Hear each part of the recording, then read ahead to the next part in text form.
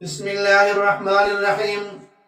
عزیزان محترم، یہ زمانہ فتنہ اور فساد کا زمانہ ہے، اور اس فتنہ اور فساد کے زمانے میں ہر شخص نجات کا طلبگار ہے۔ اس فتنہ اور فساد سے عافیت کے ساتھ نکلنے کا طلبگار ہے۔ میں آپ کی خدمت میں پیش کرنے لگا ہوں کہ اس فتنہ اور فساد کے زمانے میں جو نجات کا راستہ ہے وہ ایک ہی راستہ ہے، اور وہ ہے اتباع سنت۔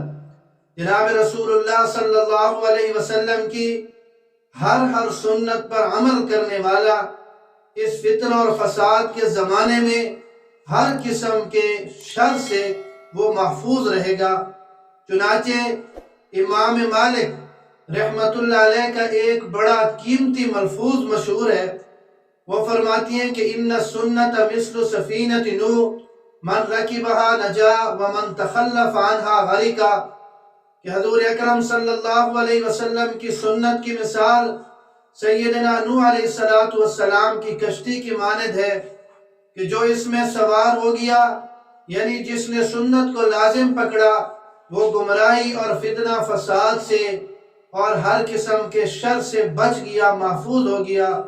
اور جو اس میں سوار نہ ہوا، یعنی جس نے سنت پر عمل نہیں کیا، وہ غرق یعنی گمراہ ہو گیا۔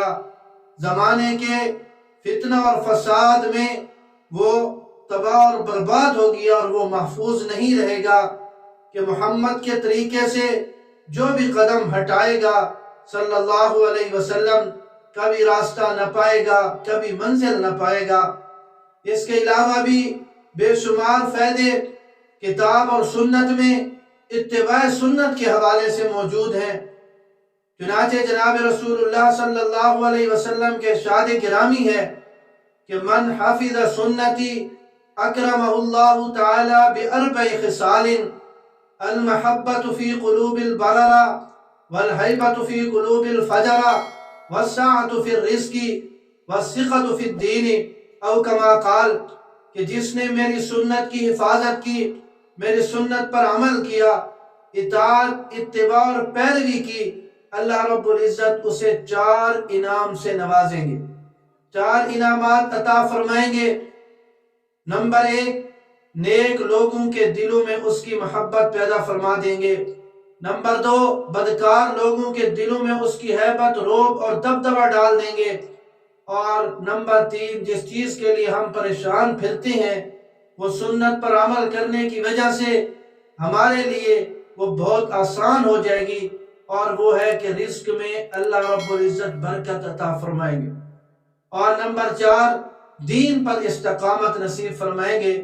تو سنت پر عمل کرنے والے کو یہ 4 بڑے انعام ملتے ہیں۔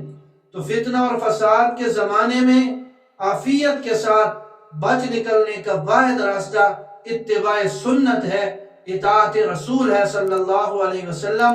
اللہ مجھے اور سب کو سنتوں پر عمل کرنے کی توفیق نصیب فرمائے۔